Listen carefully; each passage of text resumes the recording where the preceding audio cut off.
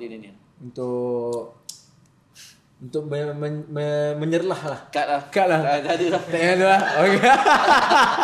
Tak ada lah.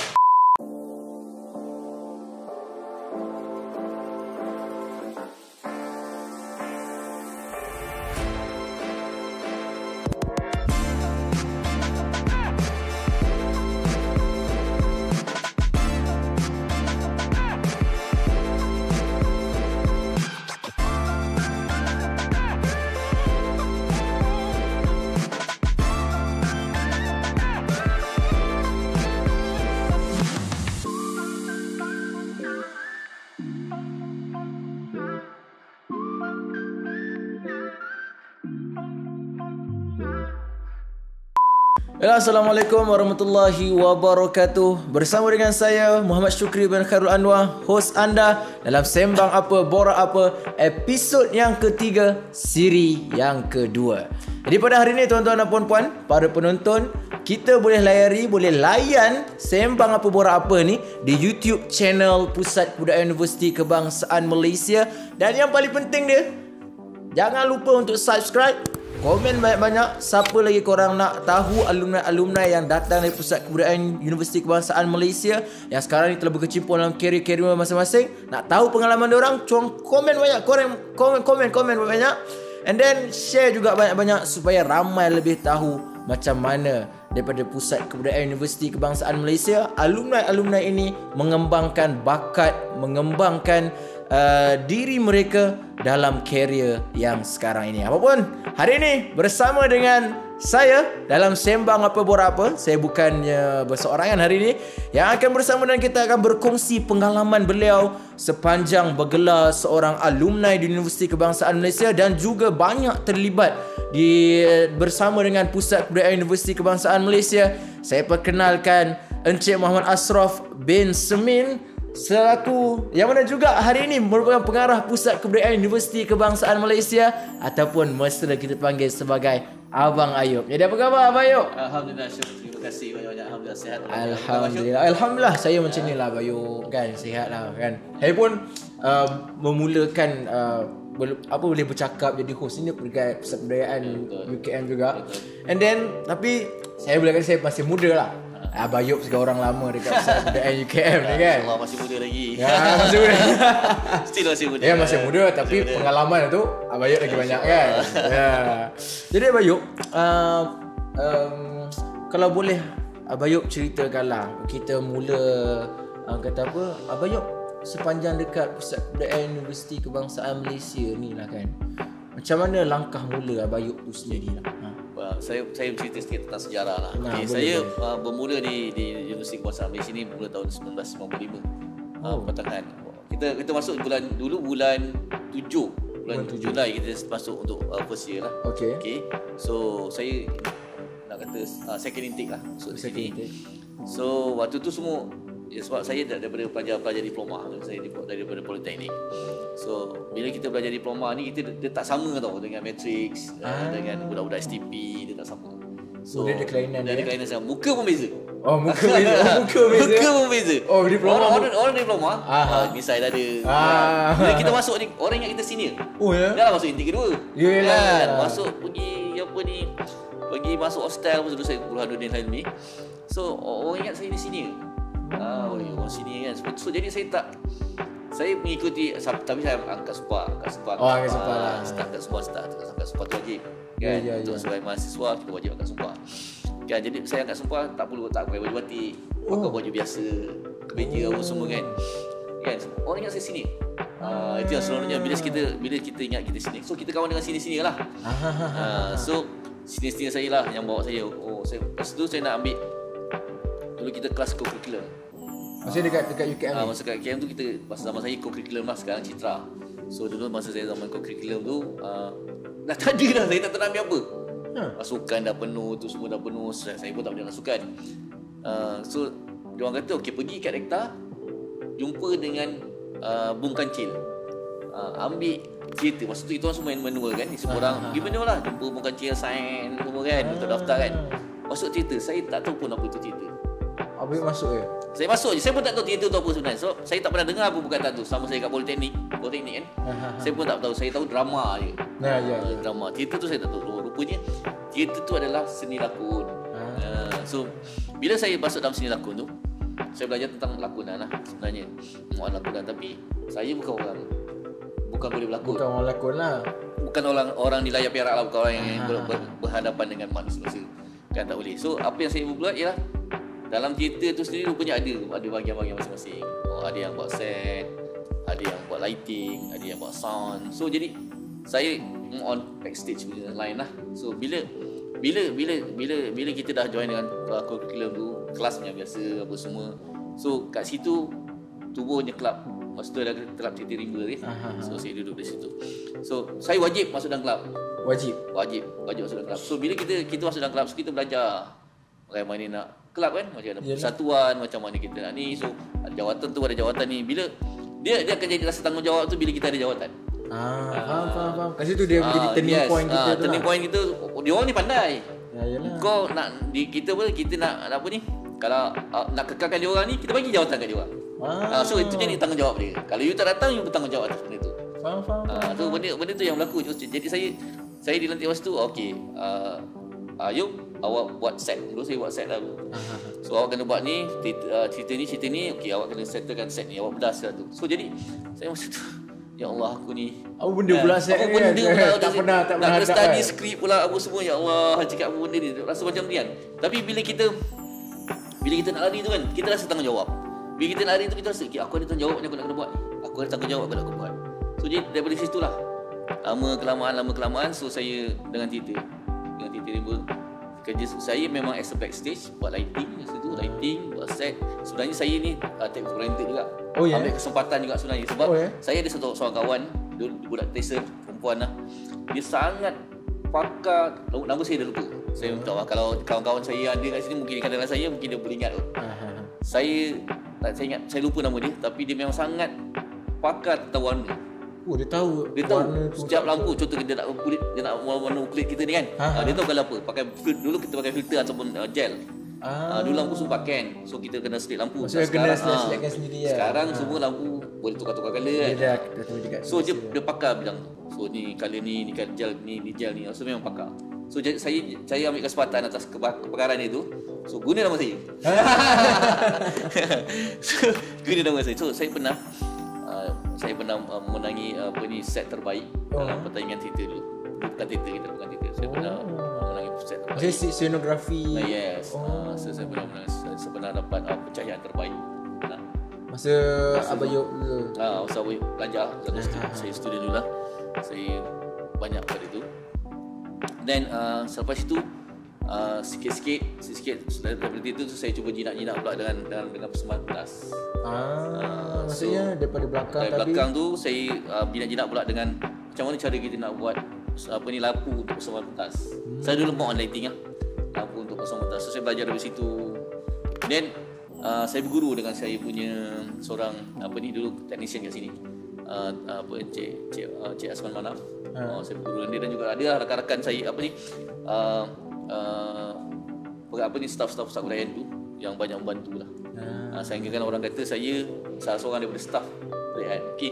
Lepas tu untuk makluman untuk Muhammad Syukur. Syukri, saya di UKM ni bidang saya lah perekonomian. Perekonomian. Tapi Abayuk berkecimpung dalam saya aktif dalam teknikal pusat kebudayaan. So dulu ada kelab dulu memang ada kelab teknikal. Sebelum ni memang ada kelab teknikal, tapi saya lebih pada teater. Kita dulu memang ada kelab teknikal di buat Cik Amil. So kemudian bila saya dah ni masa zaman Tuan Datuk Rafi'i. So Datuk Rafi'i bagi saya amanah untuk saya kendalikan satu program masa tu. Warna-warna seni UKM. Warna-warna seni UKM. Itu saya punya first project. Saya Abayuk as ketua projek. Masa tu saya as ketua projek teknikal lah. Saya pengarah teknikal untuk program tu. Student masa tu? Student. Masa tu saya student lagi. So saya rasa macam bangga sangat. Orang bagi kita jawatan kan. Gitu. So Datuk Rafi'i masa pengarah pusat kebudayaan. Pengarah pusat kebudayaan. So saya buat sebaik-baik. Masa tu memang meriah lah orang kata sebelum. Itu titik mula. Saya berkecimpung dalam pusat kebudayaan. maksudnya Abayub bermula dengan mengambil peluang. Maksudnya langkah mula Abayub ni dengan satu langkah yang Abayub sendiri tak sangka, daripada langkah yang boleh saya katakan aku nak pergi sini tak boleh, pergi sini tak boleh. Inilah choice aku nak masuk. Dan Abayub redah je. Tapi macam tu lah Abayub kan. Kadang-kadang perkara yang kita tak sangka, kita redah je. Itu yang menjadi jalan mula kita untuk kembangkan. Dalam diri kita ni sebenarnya boleh saya katakan ada kebolehan masing-masing lah Abayub kan. Dalam diri kita sebenarnya kita ada bakat. Kita pun tak tahu sebenarnya bakat tu. Selagi kita tak cuba. Dan selagi kita, sebenarnya satu lagi bakat dan juga minat. Faham. Bakat dan minat. Bila sebab kalau kita belajar teori tentang teknikal ni boring. Betul. Tapi kalau kita minat, kita akan dapat sesuatu tu. Maksudnya kita faham teknikal tu sendiri berkaitan dengan kehidupan ni macam mana kan. Maksudnya teknikal tu sendiri Abayub memahami dia untuk macam mana nak menghidupkan pentas tu sendiri dari segi lighting semua tu. Dia sebenarnya apa yang kita ada ni, kalau kamu tengok peralatan teknikal ni, itu adalah kehidupan kita. Kalau kamu tengok dari segi cara pemasangan, tenaga yang digunakan, dia adalah kehidupan kita. Apa yang ada dalam diri kita. So macam mana waktu siang kita nampak pokok warna hijau, kita nampak matahari. So macam mana kita nak pindahkan benda tu ke dalam set? Ke dalam set tu sendiri. Macam mana kita nak nampak pokok tu bila dia malam dia akan warna kuning, walaupun warna hijau. Macam mana bila kita nak bayangkan mimpi tu, kita akan dapat gambaran bahawa orang penonton tengok ini mimpi. So benda-benda tu sebenarnya dalam diri kita. Kita yang menjadikan benda tu. So macam mana kita skrip tu ada. Betul. So, tapi idea tu adalah dalam hati, jiwa kita. Macam mana kita nak menjiwai. Maksudnya bila orang tu berlakon, dia sebagai seorang contoh dia sebagai seorang penari. So kita nak wujudkan bahawa orang akan fokus pada dia. Inilah tarian dia. Begitu. Maksudnya macam mana kita macam menghayati. Betul, nak menghayati benda tu lah Abayub kan. So daripada masa yang sama juga Abayub, macam bila Abayub kata dalam diri kita ni dah ada dah, tapi sebenarnya kita sendiri nak kena explore. Betul. Nak kena mencari apa yang diri kita ni ada, nak keluarkan bakat yang ada dalam diri kita ni. Mungkin dengan jalan yang macam mana Abayub tadi, boleh kata langkah mula Abayub tadi dengan Abayub redah yang tak sangka kan. Dan Abayub pula pegang kepada tanggungjawab tu sendiri. Sebab kebanyakan orang dia tak rasa pun, alah ni aku buat acuh tak acuh je lah kan. Aku boleh ambil sebenarnya ni. Bukan aku boleh je buat ni, tapi Abayub memegang sebagai satu tanggungjawab. Sebab saya macam ni. Saya punya prinsip ialah itu amanah. Apa yang diberi pada kamu itu adalah amanah. So jadi kita kena, kalau kita boleh laksanakan amanah itu, yang satu itu, mana kita boleh laksanakan amanah yang akan diberikan selepas ini. Dan itu bagi saya itu satu tanggungjawab. Yang kedua jenis, contoh kalau saya sebagai keluar, contoh saya ambil accounting, perekonomian. Saya keluar sebagai seorang accountant ataupun apa sajalah. Saya bekerja. Saya daripada situlah itu jadi pengajaran untuk saya untuk menjaga amanah. Kita kena selesaikan benda itu sampai habis. So kalau benda yang kecil itu kamu tak boleh selesaikan sampai habis, macam mana kamu nak selesaikan benda yang besar? Betul. So itu benda tu. So lepas tu bila saya lalui benda-benda ni, saya nampak peluang. Sebab kat sini kita tidak ada department teknikal. Tak ada. Semua sama. So saya ambil peluang situ. Saya cakap dalam diktal lah, saya sampai diktal Dewan Sinsel Datuk Abdul Razak tu dalam dewan tu. Saya tanam dalam hati saya, kalau aku tak jadi sebagai seorang accountant, aku akan jadi pegawai kebudayaan kat sini. Itu niat saya. Maksudnya Abayub mencari jalan lain dalam nak kembangkan diri Abayub lah kan. Abayub rasa ini jalan aku. Kalau aku tak dapat ni, aku ada kemahiran ni, ini akan aku buat. Tapi alhamdulillah, mungkin niat, azam, cita-cita tu Allah izinkan lah. Ya. Alhamdulillah. Dengan usaha Abayub jugalah sebenarnya kan Abayub hadap. Sebab dalam sepanjang Abayub dekat Pusat Kebudayaan UKM as technical ni juga, dia tak semestinya usaha and then Abayub boleh berada di tempat Abayub sekarang. Ada juga ujian-ujian yang Abayub hadap dan sebagainya. Jadi mungkin Abayub boleh ceritakan sikit dekat dia punya penonton lah kan. Apa pengalaman yang Abayub rasa mencabar as a as anggota ataupun orang yang banyak terlibat dengan Pusat Kebudayaan UKM ni, daripada Abayub student and then sampailah Abayub bergelar pegawai pusat kebudayaan dan sehinggalah boleh saya katakan as a pengarah pusat kebudayaan. Macam mana Bayuk? Kalau cabaran-cabaran tu dari cabaran-cabaran tu. Okey. Saya cerita zaman saya student lah. Student ni adalah pembagian masa. Itu adalah cabaran. Sebab kita bekerja di sini, kita bukan bekerja lah. Kita menjalankan tugas di sini dan tanggungjawab ini saya sebagai student. Kan kita student biasalah semua volunteer. Betul tak? So volunteer satu, tanggungjawab tu satu. So masa kita dalam kelas, masa kita dengan untuk kita study. So jadi kami di sini, zaman saya belajar dulu, kita akan bawa semua buku. Ini adalah rumah kita. Oh, semua buku kat sini? Semua buku kat sini. Kita terlentang, terbaring, terlentang semua. Itu kita buat assignment apa semua kat sini. So yang alhamdulillahnya di pusat kebudayaan ni yang saya seronoknya, kaki tangan dan juga pelajar kita sama. Bekerja sama. Saya boleh gunakan apa sahaja kemudahan yang ada di pusat kebudayaan, termasuklah komputer, whatever apa semua. Jadi benda tu memudahkan. Staff-staff di sini memang telah diajar untuk memudahkan urusan pelajar. Jadi sebab tu kami boleh tidur di sini. Okey, itu zaman saya belajar lah. So bila saya dah masuk sini, tiba-tiba bekerja, tanggungjawab saya sebagai pekerja, so saya buat pentadbiran. Ada pentadbiran saya buat kewangan, sudah tentunya. Dan saya buat bekerja buat. Yes. Okay. Dan saya juga tentunya saya kena buat teknikal lah. So jadi gaji saya seminggu 7 hari penuh. Itu cabaran, tapi bagi saya itu adalah peluang dan ruang. Dan apa yang saya boleh buat selain daripada itu ialah saya cuba untuk explore di luar.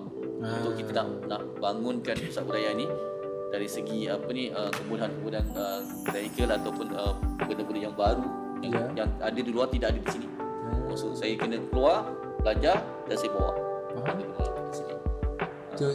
Itu cabaran sebagai pegawai sekarang. So bila pengarah ni lagi besar lah. Yelah, betul.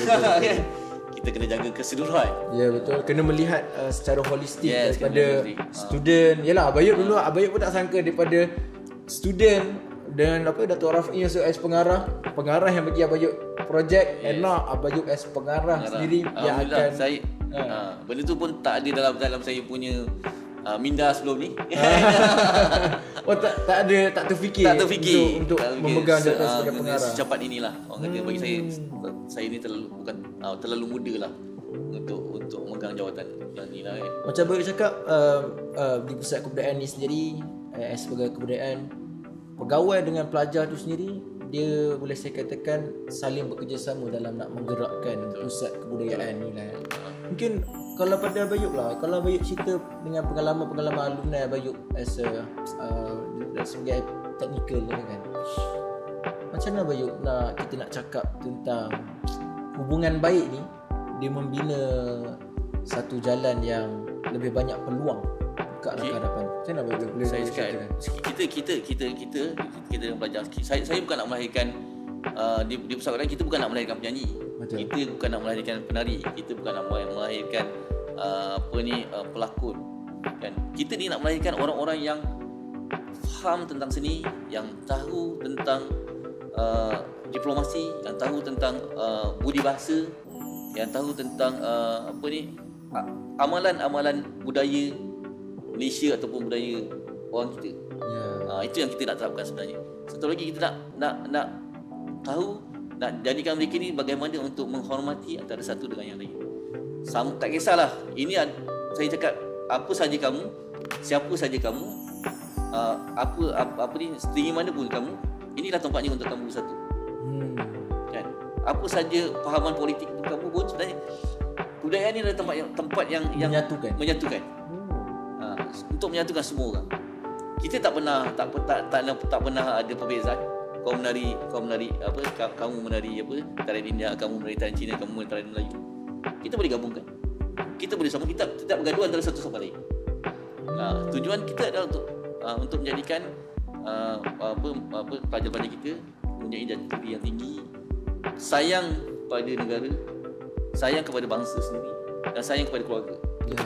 Kita kat sini kita nak pupuk semangat kasih sayang. Satu lagi, peluang kan, kamu boleh menonjolkan, menampilkan diri kamu, kamu berani untuk ke depan. Ini ada ruang, ada peluang. Betul. Kamu berani untuk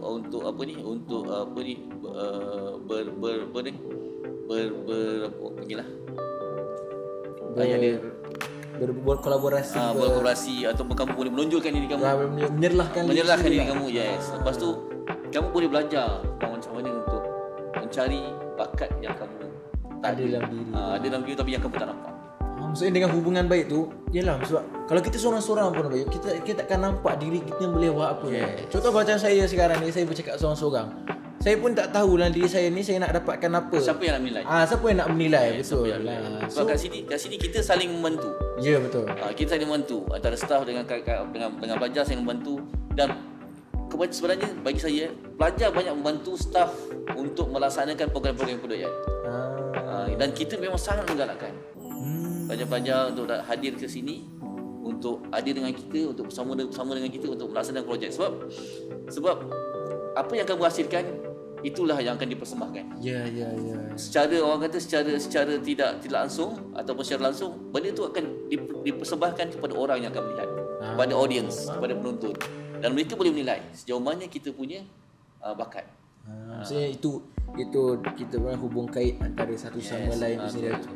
Dan mungkin tu dari segi soal cabaran tadi, mungkin kita boleh kembali balik Bayuk tentang pengalaman ataupun apa perkara yang, sebab Bayuk as kelab Teater Rimba, betul? Kan? Dalam kelab Teater Rimba tu sendiri, macam mana Bayuk bentukkan sendiri Bayuk punya diri dalam kelab Teater Rimba tu sendiri as orang teknikal, and then macam mana Bayuk berhubungan dengan dengan pelakon-pelakon, maksudnya cara borak, komunikasi. Tak pun mungkin Bayuk boleh ceritakan sedikit tentang dalam kelab Teater Rimba tu apa peristiwa paling Bayuk ingat? Okey. Sebenarnya teater ni adalah memanusiakan manusia. Ya. Kita kena tahu teater ini adalah memanusiakan manusia.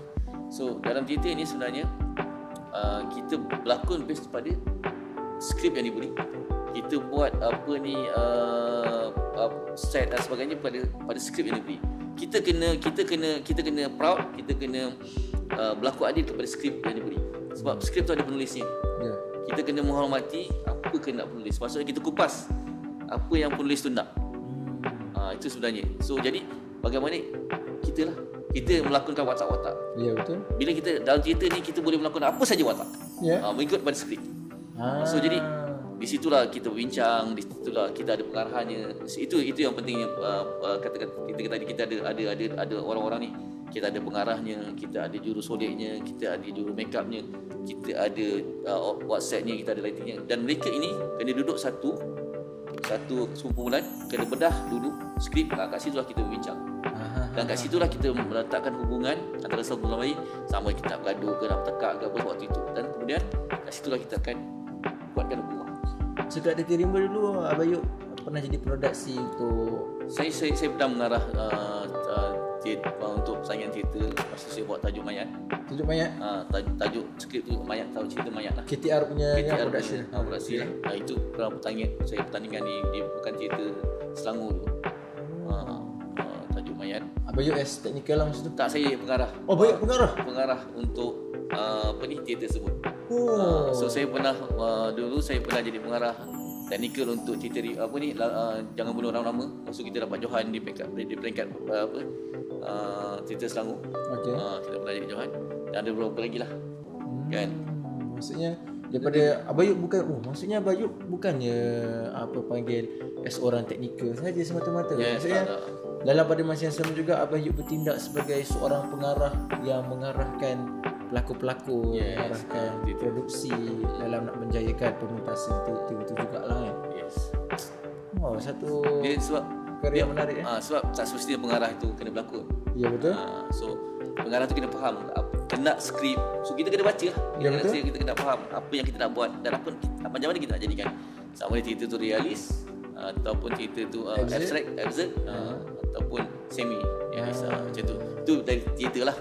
So kemudian yang lain-lain tu bidang lain itu kalau cerita pasal teater.